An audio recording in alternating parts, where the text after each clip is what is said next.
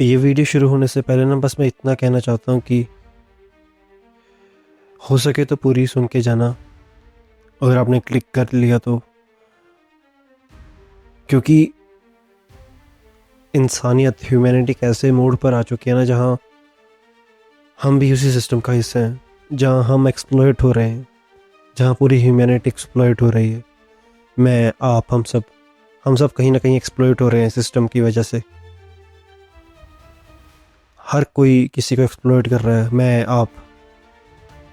Humanity कहीं मर चुकी है। इंसानियत जिसको बोलते हैं ना, दया की भावना, कनेक्शन, ऑथेंटिसिटी, रियल, ये सब कहीं ना कहीं ख़त्म हो चुका है। ह्यूमैनिटी अब ऐसे मोड़ पर आ गई जहाँ पे रिवर्स लेना बहुत मुश्किल है, पर फिर भी एक चांस है।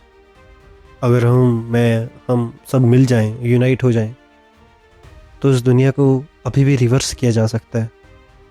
कहीं ना कहीं एक होप है कि अगर सब हम यूनाइट हो जाएं, ह्यूमैनिटी, तो कोई बच्चा भूखा नहीं सोएगा, कोई इंसान होमलेस नहीं होगा, कोई सिस्टम से एक्सप्लॉइट नहीं होगा। जो लोग, कुछ इलाइट्स, पावर और प्रॉफिट के चक्कर में हमें एक्सप्लॉइट कर रहे हैं, हम एक ऐसे ट्रैप, ऐसे केज, ऐसे जेल में रखे हुए हैं ना, कि जहाँ हमें लगता है कि हम आज़ाद हैं, पर हम स्लेव हैं सिस्टम के। अगर आप ये वीडियो देख रहे हैं ना, आप भी समझ चुके होंगे अपने आसपास देखकर, क्योंकि आपको भी इसी कंटेंट, ऐसे ही थॉट प्रोवोकिंग सिस्टम को देखने का नज़रिया आप में है, तभी आपको ये वीडियो शो हुई है। नहीं तो ये वीडियो कहीं गुम जाएगी, ये भी हम सब कहीं ना कहीं खो जाएंगे।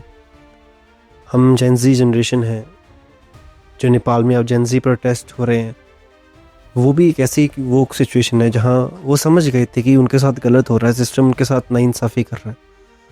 और इस दुनिया में हम, भारत, सारी दुनिया में, world, all over the world, हम ऐसी जनरेशन हैं जेनजी जो सबसे ज़्यादा एक्सप्लॉइट हो रही हैं और सबसे ज़्यादा एक्सप्लॉइट होंगी।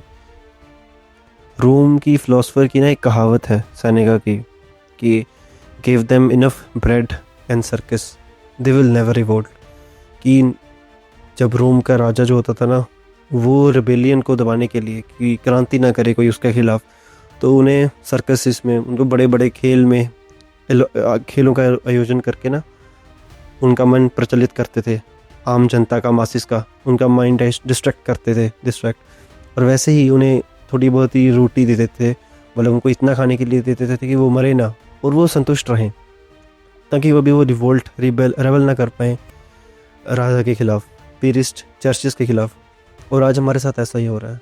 पावर और प्रॉफिट के नशे में ना कुछ लोग अंधे हो चुके हैं।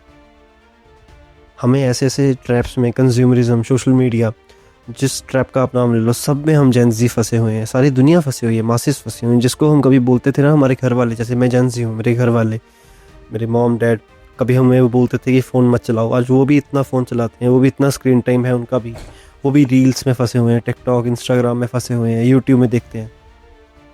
हम कहीं ना कहीं ऐसे ट्रैप में आ रहे हैं ना, जो हमें एहसास दिलवा रहा है कि हम आज़ाद हैं, हम फ्री हैं to choose what we see, what we hear, what we learn, what we consume. But नहीं, we are in a deep shit.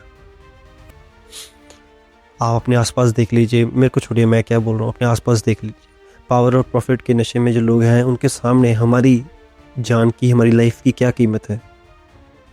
Pune में केस हुआ जब एक बच्चे ने, एक नौजवान, हमारी उम्र का नौजवान ने किसी को हिट कर दिया, मार दिया अपनी गाड़ी से, और उसको ऐसे लिख कर छोड़ दिया गया। ये केस नहीं है, ऐसे हज़ारों केस हैं। कुछ तो ऐसे ही दब जाते हैं जो सामने नहीं आते।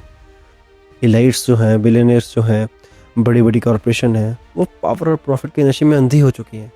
दे ब्लाइंडली, उनके सामने हमारी लाइफ की कोई वैल्यू नहीं है, क्योंकि हम उनको अपना कंट्रोल खुद देते हैं। मैं, आप, हम सब, जो वो प्रोडक्ट देते हैं हम कंज्यूम करते हैं।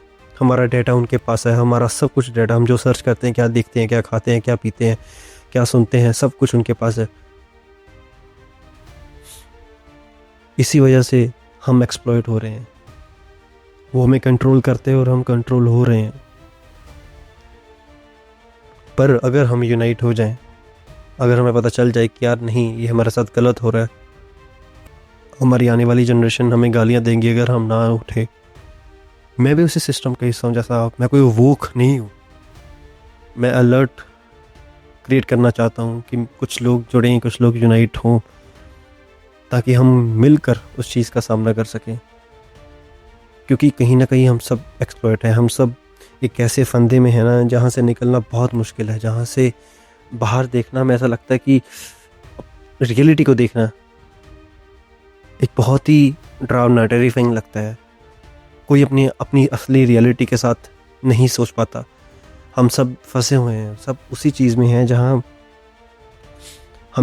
हम वो देखते हैं जो हमें दिखाया जा रहा है, हम वो सुनते हैं जो हमें सुनाया जा रहा है, हम जो वो कंज्यूम करते हैं जो हमें कंज्यूम कराना चाहते हैं वो लोग।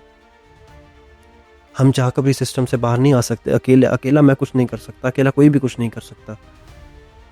क्रांति एक आदमी से शुरू नहीं होती। क्रांति एक एकता, एक यूनाइटनेस, जब लोग यूनाइट होते हैं तब क्रांति आती है। फ्रेंच रेवोल्यूशन आपने देखा होगा, जस्टिस और राजाओं को उन्होंने बाहर फेंक दिया। क्या हुआ, क्यों हुआ? क्योंकि वो तंग आ गए थे उनकी एक्सप्लॉयटेशन से। हर तरफ आप देख लीजिए यार, दो दो बन चुके हैं, हर एक दो विचारधाराएं बन चुकी हैं, हमें दो डिवाइड किया जा रहा है।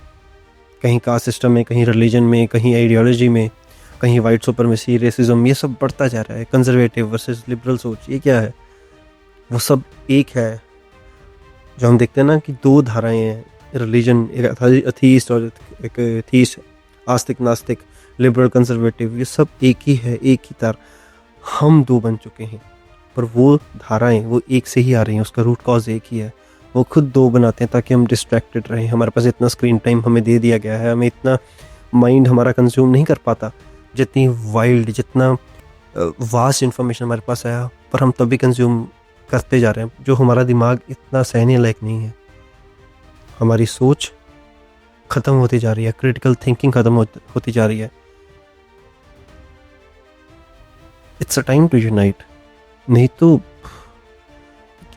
अभी तो एक पॉइंट है कि जहाँ से हम रिवर्स कर सकते हैं, वरना एक ऐसा पॉइंट आएगा जहाँ ह्यूमैनिटी फिर से इस्टेब्लिश करने इस दुनिया में बहुत मुश्किल होगी।